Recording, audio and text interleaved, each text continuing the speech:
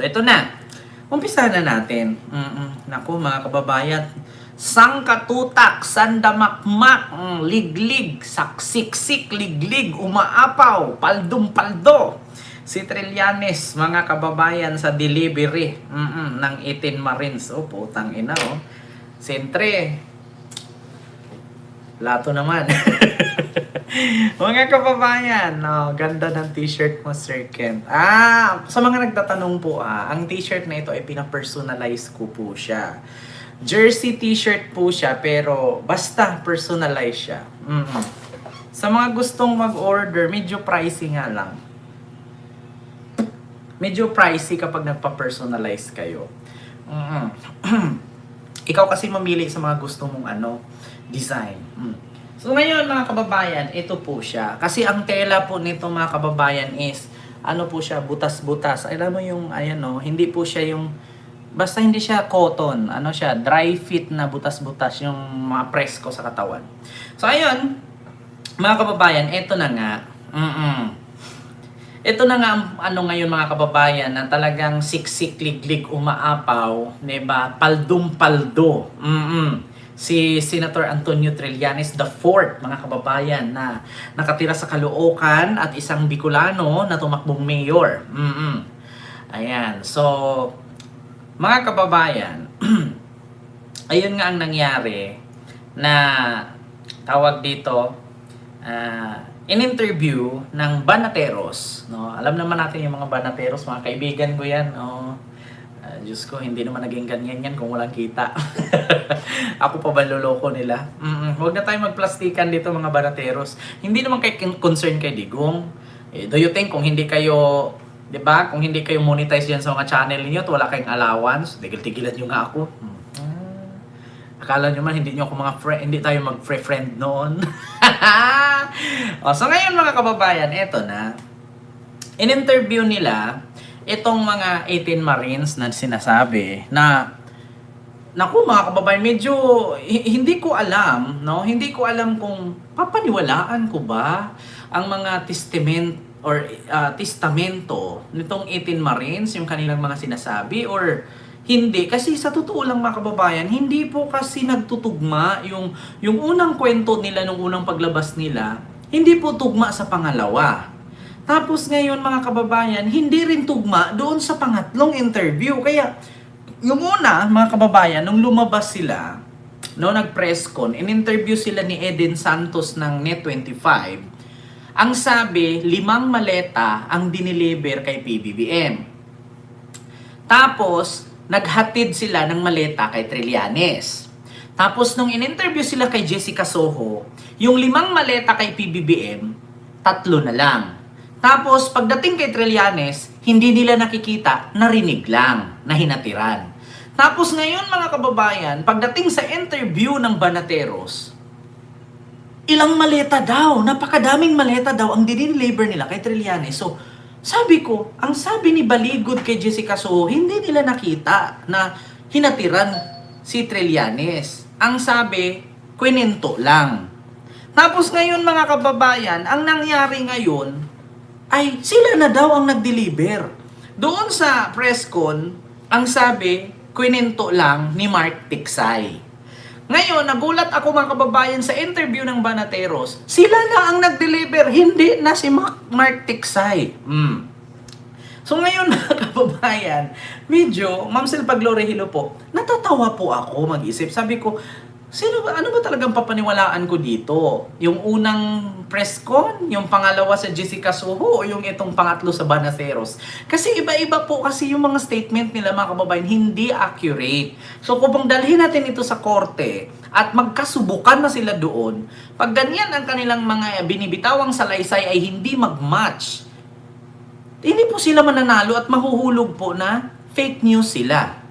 May ads lang po mga kababayan, no? So ito po, pakinggan ninyo ha mga kababayan. Itong naturang ito ha, pakinggan ninyo mga kababayan. Buksan natin. Labira. Ito na. Residence ni former Senator. Nag-deliver po ako sa residence ni former Senator Trillanes. Sa bahay niya. Correct, sir. Okay. Maleta o envelope? Dalawang envelope. Ayan na.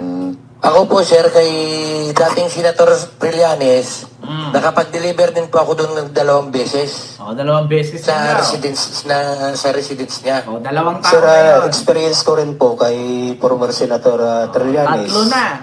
Itong 2025 po nagdala kami ni Mark Tiksay doon sa bahay niya dyan sa may Antipolo. Mhm. Isang expandable paper Envelope. bag po. Paper bag. Ano ba to? talaga? One time lang ba to nangyari? O regular na nagbibigay Sa si... partisipasyon ko, sir, isang beses lang ako naka-concert. Ano ba sa iba na... Actually, sir, dalawa kami noon na punta doon sa sa baba ng Shangri-La sa Oh, ayan na mga kababayan, bago ko ipagpatuloy, dito mo talaga masasabi na tama si Boying. Kasi mga kababayan, hindi po lahat dito sa 18 Marines, no, na magkakasama sila. Dito pa lang kay Trillanes, ilan, 3 tao lang ang nagdi-deliver. So, and the rest doon, ano yun? Sasang-ayon sila sa kwento nung 3? Kaya nga sabi ni Boying, kailangan nila na magkaroon ng sari-sariling affidavit, sari-sariling statement. Kasi nga, dito sa 18 Marines, kung ano yung affidavit na ipinasa nila sa ombudsman, lahat sila dun sa isang affidavit lang eh. So, bakit hindi bawat isa magkakaroon ng affidavit? Diba? Nakakatawa yung interview sa Banateros. Sa dami ng nakalista sa affidavit nila, dinilibiran daw ng maletang pera, puro kay Trillanes lang umiikot yung sagot nila na dinidilibiran. Actually, mga kababayan, ito doon sa Banateros na interview, scripted na yan, Diyos ko.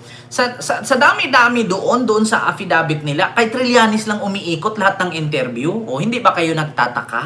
O, ito pa, continue. level 3. Kami nagbuhat noon, lipat sa sasakyan namin. Tapos sinakyat namin doon sa 56 sa Horizon. May mga iba pa kaming mga kasama ni sir. Tulad nila... Pero isang beses lang to. Sa akin, sir, isang beses lang, sir. Sa akin din, sir. Yun Isang lang, beses yun, lang. isang beses. So after nyo matid, alis na kayo. Yes, sir.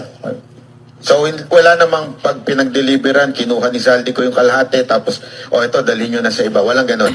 Wala ganun, sir. Siguro, nung pagkatapos ng ibang araw, yun na, i-deliver na yata kung saan yung ipa-deliver po. Ayan na. Meron pa po ba dito na naalala na pinag-deliveran ninyo na kayo mismo personal, nakita ninyo o alam ninyo na ito ay sa particular na tao na ito? Meron po ba kayo naaalala? Scripted Si yan. sir, ako, sir, nag-deliver po ako sa residence ni former Senator Trillanes. Ayan na. Sa bahay niya? Correct, sir. Okay. Maleta o envelope? 2 envelope. Hindi mo binibilang yung laman nun? Sir, ang concern talaga kung sino nagbibilang dyan, sir, ay yung mga AE. Kasi kami, sir, driver bodyguard lang. So, ang concern lang namin, pagmaneho, ang pagbibilang ng pera, yung mga AE. So, nung diniliver mo sa kay Trillanes, siya ba ang tumanggap? Tao niya ba? Sir, yung pagdating na namin doon sa bahay nila, si Mark Tiksay na po yung pumunta doon sa loob ng bahay. Paano mo nalaman ang bahay ni Trillanes yun? Sir, 2 beses po ako nagpunta doon. At saka yung bodyguard niya ay nandoon, kabats ko din. Ayan na. Sa tinanong, paano mo nasabing bahay ni Trillanes yon? Ang sabi niya, 2 beses daw siyang pumunta doon. Tapos bodyguard daw ni Trillanes ay kabatch din daw niya. Ba't hindi niya sabihin yung address? Diba? Kung alam mong bahay ni Trillanes yun, ba't di mo sabihin yung address? Bakit sabihin mong 2 beses ka lang nakabalik? Dito, sasabit sila dito. At saka, isa pa, sir, dagdag ko pa. Noong panahon na nagdagrab pa ako kay Joey D. Guzman, 2 beses ko din na sinundo doon sa may DBA, Dasma Village, Makati. Si former Senator Sally Trillanes. Kasi ayaw niya magpakilala, sir. So hindi ko alam kung bakit ayaw na magpakilala. So sinundo ko doon sa may gate ng Pasay Road. May nabanggit kang Joey De Guzman. Sino ba ito? Ito ba yung media personality? Media sa sir, siya yung pinag-drive namin. Dalawa po kami dati. Nagkapalitan. Sige, Mike, sir. Bali ako yung nandun una, sir, 2024, andun ako. Kay Joey De Guzman. So, nung nalipat ako sa team ni ni Madam, ni Maylin Arco, Tama, Ma'am Johannes pumalit sa akin. Ganun pa rin yung aktibidad namin, sir. Activity ng saan ihalid yung pera. Sir, di ba, tama ba ako? Ito ba yung sa media? Ito si Joey De Guzman? Tama ba? Yes po, yes po. May mga kasama pa yan sila, sir. Hindi ko lang muna bangkitin kasi... Oh, 'di ba? Actually, Ma'am Roxanne Barcelona, magulo po talaga sila. Sa totoo lang. Magulo talaga sila. Hindi mo maintindihan kung sino doon, saan doon. Bakit puro Trillanes, 'di ba? Ang dami-dami nung nilagay nila doon, oy. Di dapat ang pinangalanan nila doon kasi napakadami doon sa affidavit ha, nabasa ko. Merong mga kongresista doon, may mga townhouse nga na hinatiran eh. So ibig sabihin doon sa townhouse na yun, ilang townhouse yun, bakit walang binigkas? Puro Trillanes. Kaya ngayon mga kababayan, dito may ipakita ako sa inyo na in-interview ito ni Jessica Soho, no? Itong mga Marines na to. Ito po ha mga kababayan. Ito ha. Pakinggan nyo ha mga kababayan. It is clear, ma'am, that they are not claiming na nakita nila na yung 2 million ay binigay kay Sunny Trillanes o kay sa ICC. Wala po silang sinasabi. Wala kayong nakitang ganon. Yun lang ang narinig nyo at yun ang napagkakaalam ni Mark at saka ni John Estrada. Klaruhin ko lang po ha, yung sinabi niyo ho kanina, for emphasis lang po. Si Trillanes, as far as they are concerned, nakita lang nila sa meetings, tama po. Hindi lamang po yun. Nakita rin nila, nabibigyan siya ng pera, nadedeliveran siya ng pera. Tila naging taliwas ito sa nauna nilang pahayag na hindi raw nila nakitang inabutan ng pera si Trillanes. Pero di ba, attorney, unless it's proven that the money was sourced illegally, wala mang kaso yon. Kasi pagpunta ng ICC investigators dito, they would need assistance. I don't think Trillanes is guilty of any crime, is he, for assisting the ICC inspectors. Pero sa batas, wala naman ho siyang nababiolate, di po ba? Sa atin ay kidnap si Duterte at kasama siya sa conspiracy for the rendition of Duterte sa Ayan na. Netherlands. And that is a crime, kidnapping. Binigay kay Sunny Trillanes ang pondo para sa pag-asikaso sa mga ICC investigators na ito. Definitely it's a spin kasi kailangan niya palabas ita sinuulan para magamit ni Kaufman na sasabihin corrupt yung mga ICC investigators. Diba? Kita ninyo, mga kababayan, mali-mali talaga. Sa totoo lang. Ito pa, isa. Nag-deliver po ako sa residence ni former Senator Trillanes. Sa bahay niya? Correct, sir. Okay. Maleta o envelope? Dalawang envelope. Ako po, sir, kay dating Senator Trillanes, nakapag-deliver din po ako doon ng 2 beses sa residence niya. Sir, experience ko rin po kay former Senator Puro Trillanes na. Itong 2025 po nagdala kami Samantalang ni kanina, Mark hindi Tiksay daw nila doon sa bahay niya, nakikita. doon sa may Antipolo. Sabi ni Baligod. Isang expandable paper bag po. To make it clear, ma'am, that they are not claiming na nakita nila na yung 2 million ay binigay kay Sunny Trillanes o kay sa ICC. Wala po silang sinasabi. Wala kayong Diba? Ang sabi nila, nag-deliver daw sila. Ilan yung 3 Marines daw. Nag-deliver yung isa, nag-deliver yung isa, nag-deliver yung isa. Tapos pagdating kay Attorney Baligod, not claiming na nakita nila. At hindi nila sinabing inabot nila kay Trillanes. O, diba? Ulitin ko ha.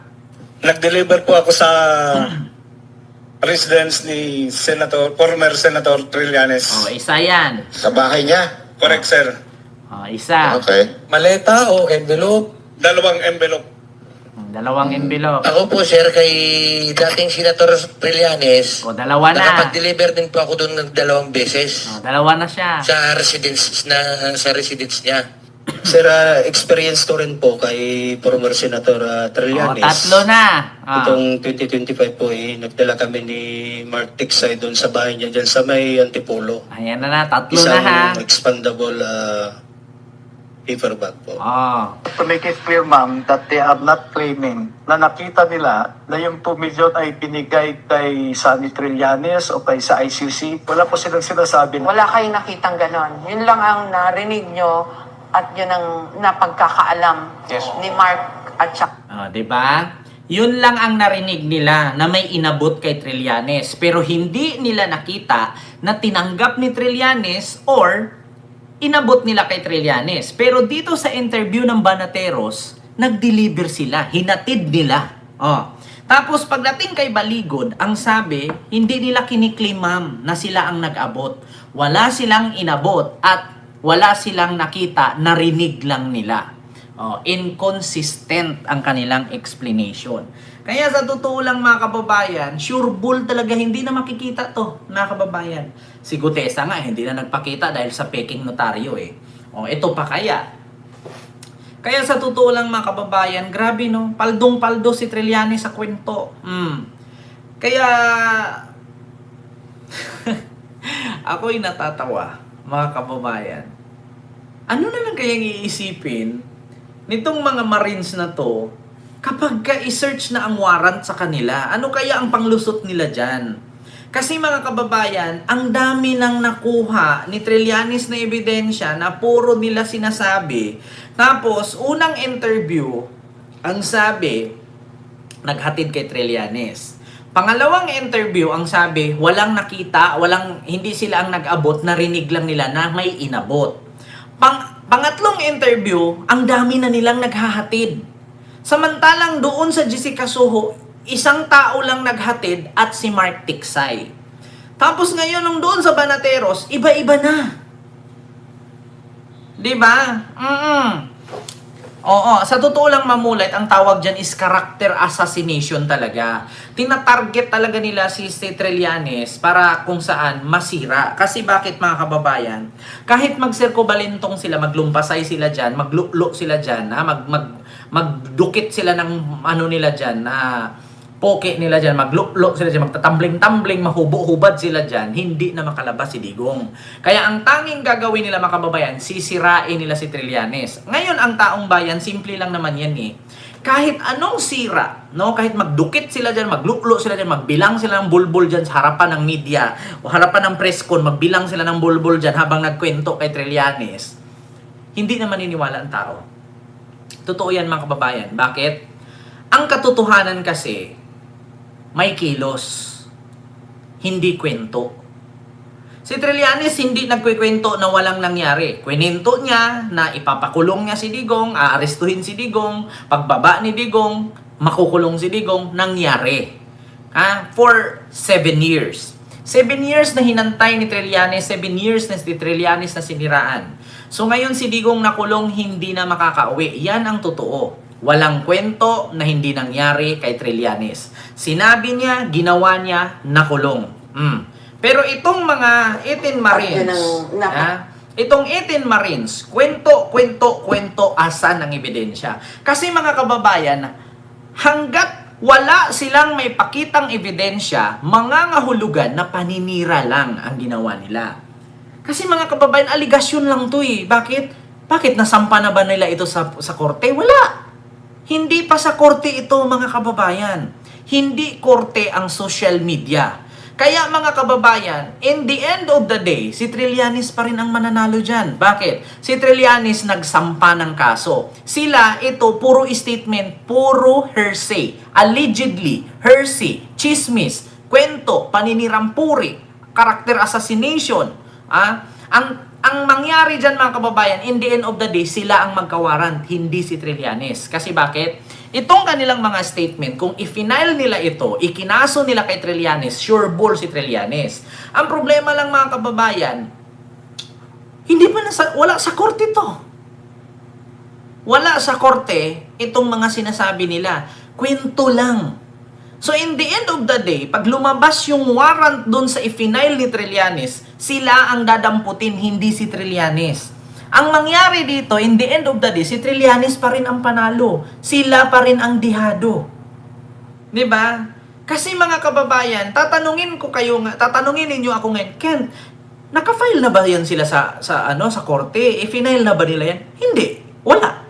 Kasi una, nung nag-file sila sa ombudsman, hindi tinanggap ni Boying. Pangalawa, sila pa ang pinatawag ngayon sa NBI. Tapos sunod, ipapatawag sila ni Boying. Pero sa ngalan na i-final ba nila? Wala. Hindi man sila pumunta ng DOJ. Do you think pumunta sila ng DOJ? Wala. Pumunta ba sila Supreme Court? Wala. Pumunta ba sila ng ombudsman? Pumunta, pero hindi naman tinanggap. So, habang magdadaldal sila dito, magnangak-ngak sila ng magnangak-ngak, iniimbestigahan na isa-isa yung background nila. Ngayon, syempre, si Trillanes, hindi natin alam na may mga radar yan. Syempre, naging senador yan, matalino yan, naging PMAer yan, naging miyembro pa ng Magdalo. Do you think si Trillanes hindi pinaimbestigahan isa-isa yan kung saan nakatira? Yang mga yan? Pinaimbestigahan yan. Kaya magulat kayo mga kababayan, yung i-final ni Trillanes na kaso, laban sa yan, sa mga yan, pag yun ay nabuo na at nagkaroon na ng warrant of arrest, dadamputin na lang isa-isa yung mga yan. Bakit? Anong pang-counter nila? Hindi sila makakapag-counter niyan pag may warrant niya. Kasi bakit? Hindi naman sila nag-file ng kaso. Hindi sila nag-file ng kaso, mga kababayan. At take note mga kababayan, hindi lang cyber libel ang magiging kaso nila dyan. Marami. Actually mga kababayan, marami po ata ang i-final ni Trillanes dyan. Iba-iba.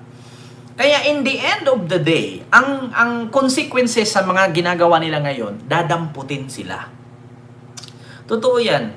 Kasi bago dapat sila magsalita ng ganyan, i-final dapat nila, nilagay nila sa ombudsman, ipinasa nila sa Korte Suprema, para mangyari, makasuhan itong mga taong involved. Ang problema dyan mga kababayan, yung mga taong pinangalanan nila, nakapag-file pa ng kaso. Take note mga kababayan, hindi lang si Trillanes ang nag-file ng kaso. Nandyan si Dilima, nandyan si Anyo, nandun si Katapang. Apat ang nag-file sa kanila. Si Dilima, si Trillanes, si Anyo, si Katapang. Apat po yan mga kababayan.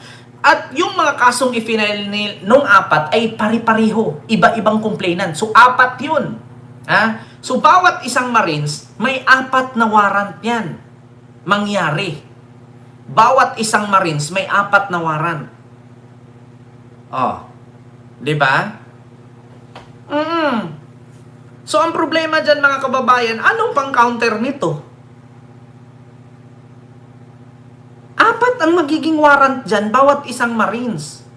Pati pa si Baligod, si Defensor, at saka the rest, yung mga iba na sangkot sa kinasuhan. Remember 4 ang warrant per person. Kasi 4 ang nag-file. Dilima, Trillanes, Anyo, at Katapang.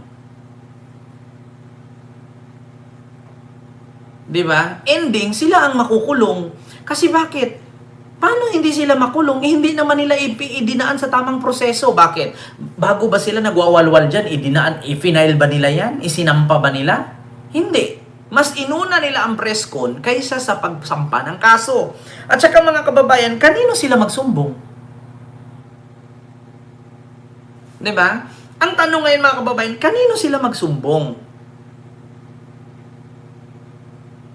Kasi imbis na ipasa nila yan sa ombudsman, para si Ombudsman Boying Rimulya na ang magkalkal niyan at mag-imbestiga, or ipasa nila sa NBI, sa CIDJ, para ang CIDJ, NBI at Ombudsman ang mag-imbestiga. Hindi mas inuna nila ang press con.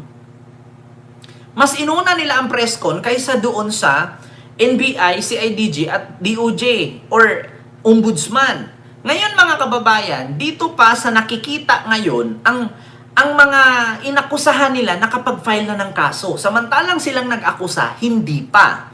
So ngayon, Ang mangyari dyan, itong mga nagpa-file ng kaso, si Trillanes, si De Lima, si Anyo at si Katapang, lahat ng interview nila, bawat media, iniipon yan. Hindi naman tanga yung mga abogado nung 4 na nag-file eh. Iniipon bawat interview nila na mali-mali. So nagbubutasan sila. Kasi bakit? Iba-iba ang nag-i-interview at okay lang sana kung ang nag-interview sa kanila hindi naka-public. Naka-public, naka-upload video. So lahat yung mga interview nila mula sa Presscon, kay Jessica Soho, sa Banateros, iniipon-ipon lahat yan ng kampo nung mga nag-file ng kaso na si De Lima, Trillanes, Katapang at Anyo. 'Di ba? Oh. So ngayon iniipon-ipon lahat 'yan, magiging ebidensya 'yun na hindi accurate ang kanilang mga sinabi, inconsistent, hindi pare-pareho, iba-iba. So magagamit 'yun sa kanila. Kaya nga 'di ba mga kababayan, kapag inaresto ka, 'di ba, babasahan ka ng Miranda rights or warrant. Oh. Ikaw ba si Jessica Soho? Panatilihing tahimik, hindi magsalita kasi bawat sasabihin mo ay pwedeng maging kaso laban sa'yo or dagdag kaso laban sa'yo. Ikaw po ay inaresto namin sa salang. Kung wala kang pang-abogado, handa kang bigyan ng abogado ng gobyerno, ang PAW. At kung wala ka namang panggamot, handa kang bigyan ng doktor ng gobyerno. Ganun yan eh. 'Di ba? So ganun yun mga kababayan.